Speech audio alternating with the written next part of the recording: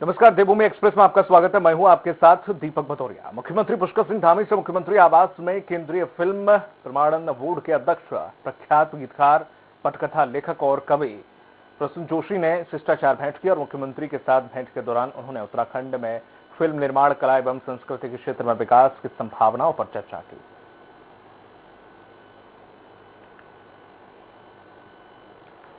देहरादून में शहरी विकास मंत्री बंशीधर भगत की अध्यक्षता में विधानसभा शहरी विकास और आवास विभाग के कार्यों की समीक्षा बैठक आयोजित की गई।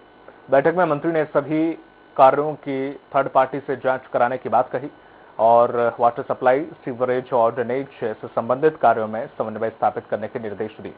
बैठक में अमृत योजना के अंतर्गत सड़क में खुद जा रहे गड्ढे समय पर भरने को भी कहा गया है। अमृत योजना के अंदर उस योजनाओं में जो पाइपलाइनें डाली जा रही हैं उसके ऊपर सड़क निर्माण में देरी हो रही है। उसके लिए हमने सचिव साहब को कह दिया है कि वो एमडी जल निगम को बुलाकर उनके अधिकारियों से बात करके उसमें ठीक करने का एकदम प्रयास करें ताकि लोगों को किसी प्रकार की दिक्कत सड़क में चलने पर न हो।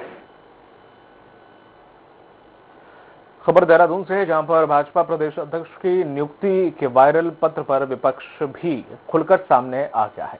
नेता प्रतिपक्ष प्रीतम सिंह ने पत्र वायरल करने वाले साजिशकर्ता का पता लगाने की मांग की है और कई वर्ष पूर्व भाजपा दफ्तर में हुई चोरी का खुलासा करने की मांग की गई। दरअसल बीजेपी ने नए प्रदेश अध्यक्ष की नियुक्ति को लेकर वायरल हुए फर्जी पत्र पर सियासत भी तेज हो गई है। बीजेपी जहां इसे शरारत करार दे रही है, वहीं कांग्रेस ने साजिशकर्ता के खिलाफ कार्रवाई की मांग की है। और मैं तो कहता हूं कि भाजपा के कार्यालय में पूर्व में भी चोरी हुई, उसका भी खुलासा नहीं हो पाया है। उसका भी खुलासा होना चाहिए। सत्ता में बैठे हुए लोग हैं, अब कह देंगे साहब वो चोरी भी विपक्ष ने की है, तो करो ना। सरकार में तुम हो, हम थोड़ी है सरकार में, हम थोड़ी कार्रवाई करें। कार्रवाई करे बीजेपी।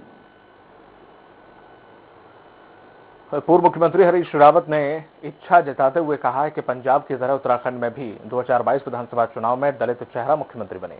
हरीश रावत के इस बयान पर प्रदेश में सियासत शुरू हो गई है, जिस पर कैबिनेट मंत्री बंशीधर भगत ने कहा है कि हरीश रावत कुछ भी कर सकते हैं और उन्हें कौन रोक सकता है। नेता प्रतिपक्ष प्रीतम सिंह ने भी हरीश रावत के इस बयान पर तंज कस और कहा कि दलित चेहरा मुख्यमंत्री जरूर बनना चाहिए था, 2002 में बनना चाहिए था, 2012 और 2013 में भी बनना चाहिए था।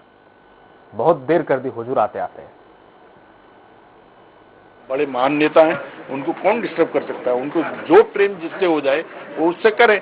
लेकिन हमारा कहना अपना यह है, अपने दल की बात में जो बताता हूँ, जहां तक सोचता हूँ, विधानमंडल दल जब चुना जाएगा तो उसकी बैठक होगी, सर्वसम्मति से कोई निर्णय होगा और उच्च स्तर पर भी उसकी जानकारी दी जाएगी और जो सर्वसम्मति से बात आएगी वो तय किया जाएगा। यदि उस समय ये आवाज बुलंद होती तो शायद संभवतः हमारा दलित साथी जो है मुख्यमंत्री के रूप में कार्य करता। लेकिन कहते हैं ना, देर हो गई, देर आए दुरुस्त आए। 2022 जब आएगा तब इस परिप्रेक्ष्य में जो है राष्ट्रीय नेतृत्व तय करेगा। खबर देहरादून से, जहां पर कांग्रेस के प्रदेश अध्यक्ष गणेश गोदयाल ने आम आदमी पार्टी की चुनावी तैयारियों पर सवाल उठाते हुए कहा कि आम आदमी पार्टी मैदान में जीत को लेकर भले ही लाख दावे कर रही है, लेकिन वह चुनाव के मैदान में कहीं भी दिखाई नहीं देगी। उन्होंने कहा कि भाजपा की बी टीम बनकर आम आदमी पार्टी काम कर रही है। आम आदमी पार्टी कांग्रेस को कमजोर करके बीजेपी को फायदा पहुंचाने की नीयत से चुनाव मैदान में आई है, जिसका असर 2022 चुनाव में भी साफ दिखाई दे सकता है। आम आदमी पार्टी जिस नियत से उत्तराखंड में आई है, वो इस नियत से आई है कि कांग्रेस को कमजोर करके भारतीय जनता पार्टी को मजबूत करें। ये प्रमाणित किया है कि हम सरकार चलाने योग्य हैं, हम जनता के हितैषी हैं, हम जनहित के कार्यों को प्रायोरिटी देते हैं, प्राथमिकता देते हैं और उसी के आधार पर लोगों ने मन बना रखा है कि अगले 2022 के चुनाव में कांग्रेस पार्टी को सत्ता में लाना। उत्तराखंड में आप संयोजक और दिल्ली के मुख्यमंत्री अरविंद केजरीवाल के बयान पर राजनीति शुरू हो गई है। अरविंद केजरीवाल ने उत्तराखंड में घोषणा की कि आपकी सरकार बनती है तो युवाओं को 1 लाख नौकरी दी जाएंगी। पूर्व सीएम हरीश रावत ने सोशल मीडिया के जरिए आम आदमी पार्टी से सवाल किया, आपने अपने कार्यकाल के दौरान दिल्ली में कितनी नौकरी सरकारी दी हैं जो अब उत्तराखंड में आकर युवाओं को गुमराह कर रहे हो। हरीश रावत की पोस्ट सामने आने के बाद आपने भी मोर्चा खोल दिया है और आप प्रवक्ता नवीन प्रशाली ने खुली चुनौती देते हुए कहा है कि हम आंकड़ों के साथ वादा करते हैं। हरीश रावत जी को बताना चाहते हैं कि ये आपके बस की बात नहीं है। इसका मतलब ये नहीं कि आम आदमी पार्टी नहीं कर सकती है।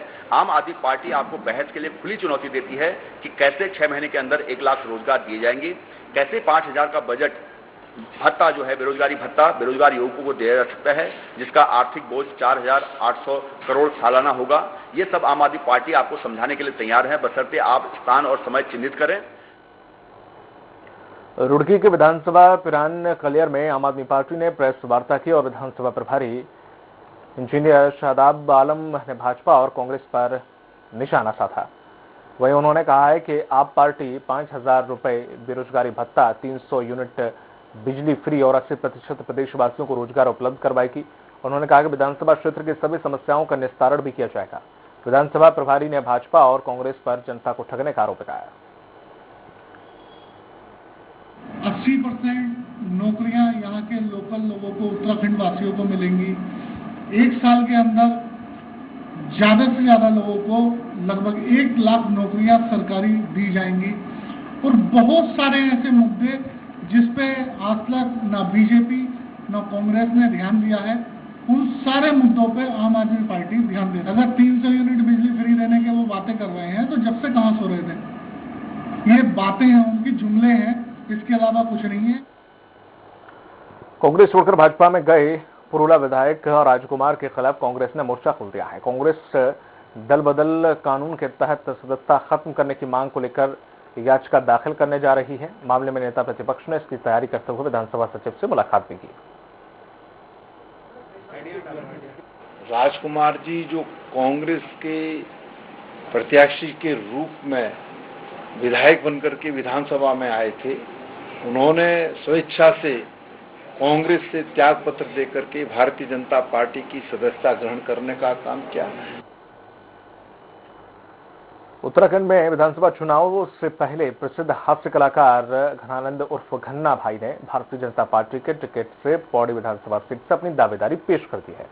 मीडिया से रूबरू होते हुए घनानंद ने कहा है कि वे भारतीय जनता पार्टी के सच्चे सिपाही हैं जो पिछले 10 साल से लगातार पार्टी के हित में काम कर रहे हैं और पार्टी ने जो भी उन्हें जिम्मेदारी सौंपी है उस जिम्मेदारी को बखूबी निभाएंगे।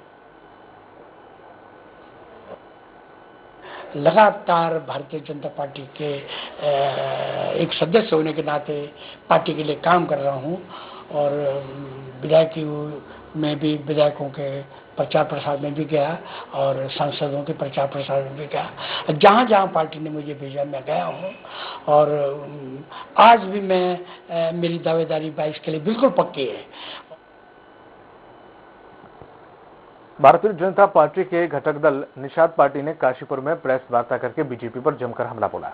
इसके साथ ही पार्टी के नेताओं ने मीडिया से रूबरू होते हुए भाजपा सरकार को चेताया कि प्रदेश सरकार ने संविधान में लिखे मझवार समुदाय को जल्द आरक्षण लागू नहीं किया तो इसका खामियाजा बीजेपी को 2022 के विधानसभा चुनाव में उठाना होगा। प्रदेश अध्यक्ष गिरीश चैतन्य यादव ने कहा है कि उत्तराखंड प्रदेश जो देवभूमि के तौर पर देश ही नहीं विदेशों में भी पहचाना जाता है, आज यहां चोरी, हत्याएं, लूट, डकैती जैसे गंभीर अपराध हो रहे हैं। भारतीय जनता पार्टी से जब हमारा गठबंधन हुआ था तो भारतीय जनता पार्टी के शीर्ष नेतृत्व ने हमसे ये वादा किया था कि आप गठबंधन में रहिए, अपना वोट, अपने समाज का वोट, अपने समाज के उत्थान के लिए हमें दिलवाइए, मझवार आरक्षण हम लागू कर देंगे। जो भारतीय जनता पार्टी की सरकार ने लाख दबाव बनाने के बावजूद भी अभी तक आरक्षण हमारा लागू नहीं किया है, जिससे हमारे समाज के लोग बहुत नाराज हैं। शक्ति फार्म में पूर्व विधायक किरण चंद्र मंडल की अध्यक्षता में मेरा बूथ सबसे मजबूत के तहत कार्यक्रम का आयोजन किया गया, जिसमें आगामी विधानसभा चुनाव के मद्देनजर विभिन्न मुद्दों पर विस्तार से चर्चा की गई और साथ ही यह भी निर्णय लिया गया है कि सभी कांग्रेस कार्यकर्ता और समर्थक तय किए गए प्रत्याशी को आगामी विधानसभा चुनाव में भारी मतों से जिताकर विधायक बनाएंगे। सितारगंज 68 विधानसभा प्रभारी परमिल राय ने बताया कि पिछले विधानसभा चुनाव में हुई गलतियों से सीख लेते हुए कांग्रेस हाईकमान के निर्देश पर आज मेरा बूथ सबसे मजबूत कार्यक्रम का आयोजन किया गया है। उत्तराखंड में आम आदमी पार्टी ने 2022 के लिए कर्नल अजय कोटियाल को मुख्यमंत्री का चेहरा घोषित किया है। इसी को लेकर आपके प्रदेश प्रभारी दिनेश मोहनिया ने बीजेपी और कांग्रेस से मांग की है कि वो भी आधिकारिक तौर पर अपना सीएम फेस घोषित करें।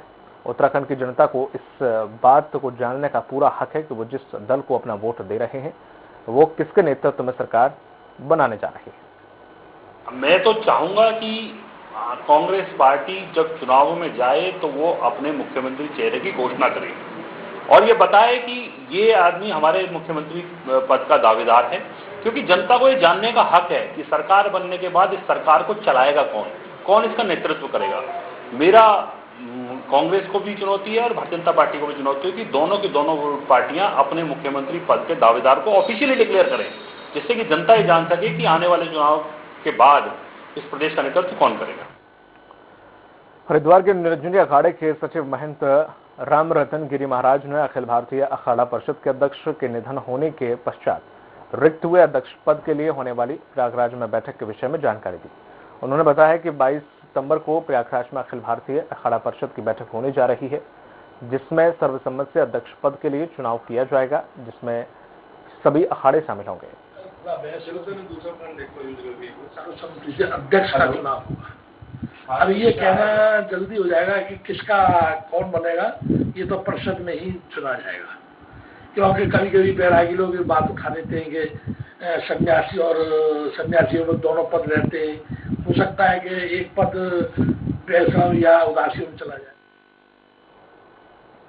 बक्सर के खानपुर विकासखंड ब्लॉक के लालचंद वाला गांव में ग्रामीणों ने विभाग के अधिकारियों पर गंभीर आरोप लगाए हैं।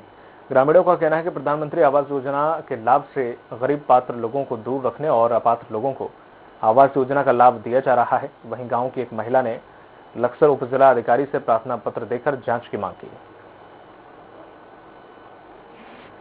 इसमें नाम तुम्हारा वो भी कटवा दिया, इसमें कटवा होगा और जी 10,000 रुपए ले रखे हैं इतना सिकटरी ना रायसी का सिकटरी हो और कुछ हाँ ना का पता नहीं दे रहा, बार बार बस ने कहा देख लूंगा।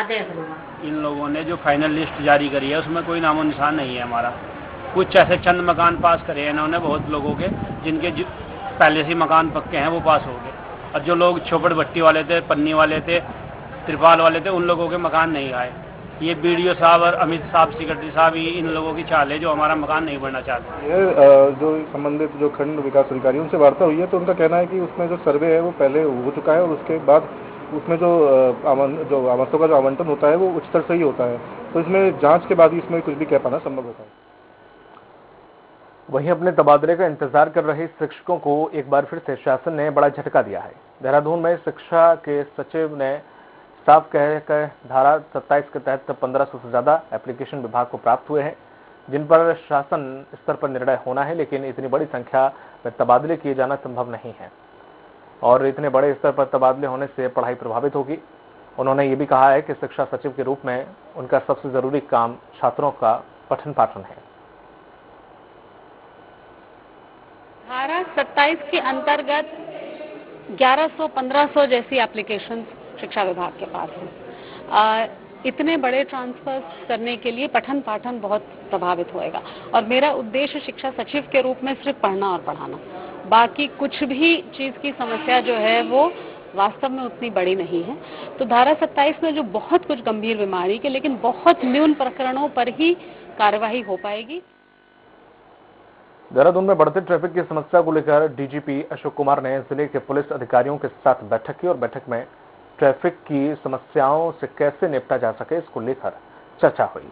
डीजीपी ने ब्लैक स्पॉट और ऐसी जगह जहां पर दुर्घटनाएं होने की संभावनाएं हैं वहां किस तरह से काम किया जाना है इसको लेकर पुलिस अधिकारियों को निर्देशित किया। 2/3 बचे, 2/3 में से भी 1/3 काम उनके दिसंबर तक खत्म हो जाएंगे, जो मैंने आज पूरा डिटेल में रिव्यू किया, और बचे हुए 1/3 को ये डेडलाइन जो है फरवरी और मार्च दिखा रहे हैं। तो हमने एसएसपी साहब को कहा है कि उनके साथ लगातार मीटिंग करके प्रयास करें कि एक तो वो कम से कम लोगों को परेशानी हो जब उनके काम चल रहे हों या रात्रि के समय हो, और कोशिश करें कि डेडलाइन से पहले हो जाए। पिथौरागढ़ के मुंशियारी सड़क के गिरगांव के पास सड़क खराब होने से एक बुलेरो वाहन पलट गया। हादसे में ड्राइवर बाल-बाल बचा। स्थानीय लोगों का कहना है कि गिरगांव के पास एक माह पहले से सड़क धीरे धीरे धंस रही थी और स्थानीय लोगों ने कई बार इसकी जानकारी पीडब्ल्यूडी को भी दी थी और आसपास के लोगों ने पीडब्ल्यूडी को सूचना दी, तब जाकर जेसीबी की मदद से वाहन को बाहर निकाला गया। मसूरी में पेट्रोल में मिलावट करने के कारण क्षेत्र की जनता में भारी आक्रोश व्याप्त है, जिसके बाद लोगों ने पेट्रोल पंप पर जमकर हंगामा किया। साथ ही लोगों ने अधिकारियों पर कार्रवाई नहीं करने के आरोप लगाए। उन्होंने कहा है कि क्षेत्र में एकमात्र पेट्रोल पंप है जिसके द्वारा लगातार पेट्रोल में पानी मिलाकर बेचा जा रहा है, जिससे कि उनकी गाड़ियां खराब हो रही हैं और उन्होंने कहा कि पेट्रोल में पानी होने के कारण उनकी गाड़ियां कहीं भी रुक जाती हैं, इसके कारण लोगों को भारी परेशानी का सामना करना पड़ रहा है। बंद हो जाए, हमारे वजह से बंद ही करवा दो इसको भाई साहब, ये तो जांच करवाओ इसकी। इसमें देखो ना क्या दिक्कत आ रही है, गाड़ियां तो स्टार्ट ही नहीं हो रही। गाड़ी स्टार्ट करके देखो आप। ये इनकी गाड़ी में भी प्रॉब्लम हुई है। लाला जी की गाड़ी देखो। ये लाला जी हैं, हमारे केम्प्टी फॉल के व्यापारी हैं। आप भी बताइए लाला जी। अरे जब से हमने डाला ना पेट्रोल तब से गाड़ी स्टार्ट ही नहीं हो रही। निकाला है ये पेट्रोल? हाँ जी सर, मैंने फुल टैंक करवाया था 18 तारीख को। मेरे पास बुलेट से निकाला है? बुलेट से निकाला मैंने। बुलेट तब की दिक्कत कर रही थी, मैंने तो चलाया भी 2-4 किलोमीटर, ज्यादा चलाता तो मेरी गाड़ी का नुकसान भी हो सकता था। ठीक है, मेरे पास इसका बिल है, ट्रांजेक्शन हुई है, मेरे कार्ड से पेमेंट हुई है। 18 तारीख को टेप दिलवाया था मैंने, पूरे का पूरा निकाल के लेके आया हूँ मैं। पेट्रोल के बारे में मैं क्या कह सकता हूँ भाई, कंपनी वाले आएंगे वो चेक करके बताएंगे क्या मामला। तो आप जब इस पेट्रोल को जब आप अपने टैंक में डालते हो, क्या आप चेक नहीं करते उसको? चेक करते हैं। तो ये पानी कहाँ से आ रहा है? होता है भाई, बाइक में तो पानी भर जाता है। प्रदेश सरकार के द्वारा कोटद्वार को नगर निगम की उपाधि तो दे दी गई, लेकिन समुचित सुविधाएं नहीं दी गई हैं। 2 वर्ष बीत जाने के बावजूद भी नगर निगम पूरी तरह से अस्तित्व में नहीं आ पाया है, जिस कारण नगर निगम का लाभ स्थानीय लोगों को नहीं मिल पा रहा है। वार्ड 31 में कई जगह से कूड़े के कंटेनरों को हटा दिया गया, जिससे लोगों को गंदगी के साथ ही कई समस्याओं का सामना भी करना पड़ रहा है। लोगों ने पार्षद सौरभ नोटियाल के नेतृत्व में होकर कूड़े को नगर निगम कार्यालय के बाहर फेंक दिया। बहुत परेशान है, कोई भी आता है कुछ बोल कर चला जाता है, सब कुछ करते हमारा कोई नहीं सुनता इस चीज के लिए।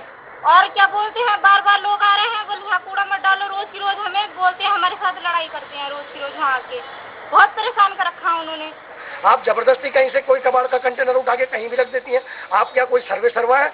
मैंने नगर आयुक्त जी को भी कहा था, मैं ऐसा कार्य करना नहीं चाहता था, लेकिन इन लोगों द्वारा मुझे मजबूर किया गया है कि मैं इस प्रकार के कार्य करूं। मेरे वार्ड की माताएं बहनें परेशान हैं कि हम कबाड़ कहाँ फेंकें। वो फेंकने जाते हैं, लोग वापस करवा देते हैं। तो मेयर को अपना ये तानाशाही पूर्ण रवैया हटाना पड़ेगा, ये छोड़ना पड़ेगा और सभी पार्षदों को साथ लेके चलना पड़ेगा।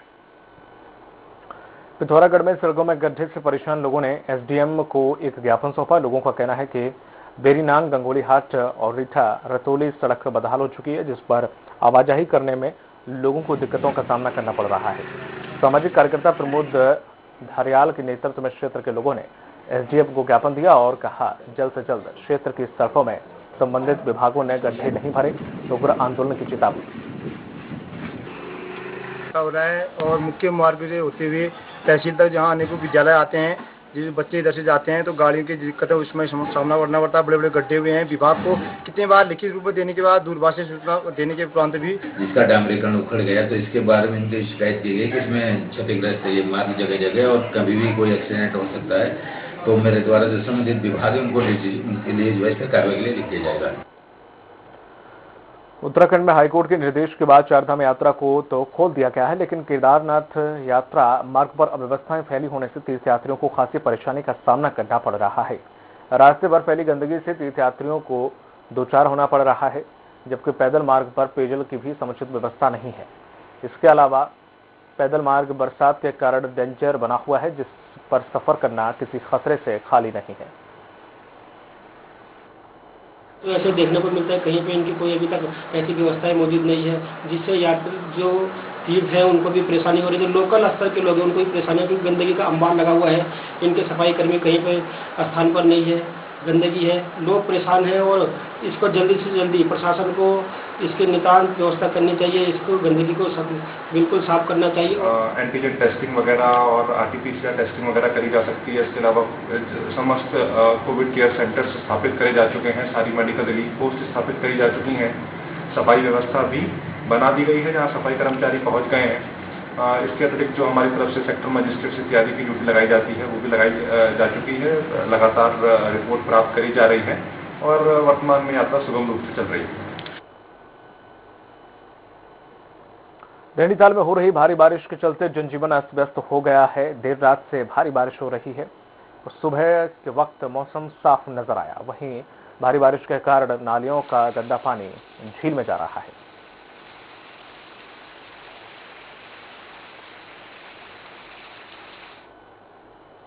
कोटाबाग के पर्वतीय क्षेत्र में पागल कुत्ते के आतंक से ग्रामीण परेशान हैं। ग्राम सभा जलाना और बागनी और रियाड़ गांव में पागल कुत्ते कई दिनों से घूम रहे हैं, जिसने कई लोगों को काट भी लिया है। सामुदायिक स्वास्थ्य केंद्र कोटाबाग में डॉक्टर सलीम अंसारी ने बताया कि अभी तक 3 से 4 लोगों का इलाज किया जा चुका है और उन्हें फर्स्ट एड और रेबीज का इंजेक्शन भी लगा दिया गया है। स्थानीय लोगों ने कुत्ते को पकड़ने के प्रशासन से गुहार लगाई है। देखिए, हमारे यहाँ ना पर्वतीय क्षेत्र जो है कोटाबाग ब्लॉक का, जिसमें आपके जलना है, रियाड़ है, बाकी है, इस क्षेत्र से बागनी भी है। यहाँ पर बताया जा रहा है कि कुत्ते ने आतंक मचाया हुआ है, उसने कई लोगों को काट दिया है। तो मेरे पास 2-3 लोग आए थे, जिनमें बच्ची थी 13-14 साल की और एक बुजुर्ग थे 75 साल के। उनको काफ़ी ज़्यादा काटा हुआ था, शरीर फटा हुआ था, हाथ पैर जगह जगह से, तो काफ़ी मतलब ब्लीडिंग और ख़राब कंडीशन में उनको लेकर के आया था। लेकिन हाँ, ट्रीटमेंट करके उन्हें भेज दिया। ठीक है, लोग बता रहे थे कि इसको पकड़ने की कोशिश कर रहे हैं, लेकिन वो पकड़ना नहीं रहा है। वहीं कालाडूंगी में तितली प्यार प्रसिद्ध उत्सव गांव छोटी हल्द्वानी के कॉर्बेट फार्म यार्ड में मनाया गया।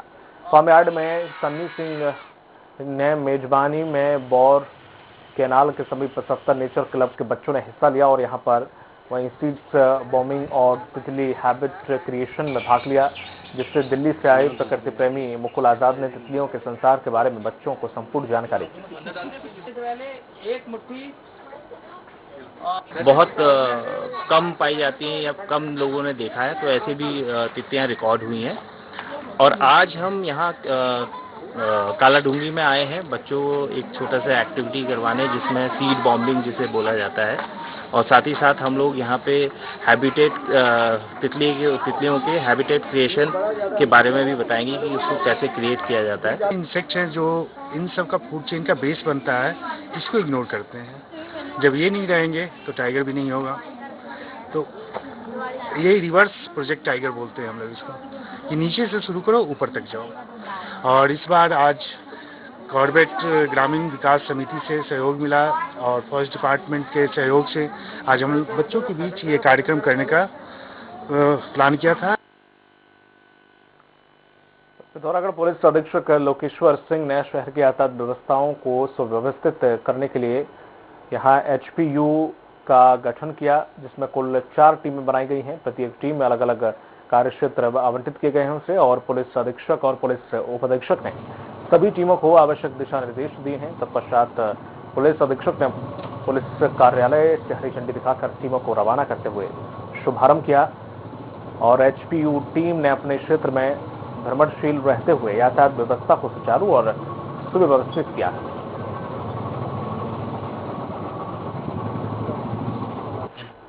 पुलिस के द्वारा यातायात को सुव्यवस्थित करने हेतु 4 हिल पेट्रोल यूनिट्स का गठन किया गया है।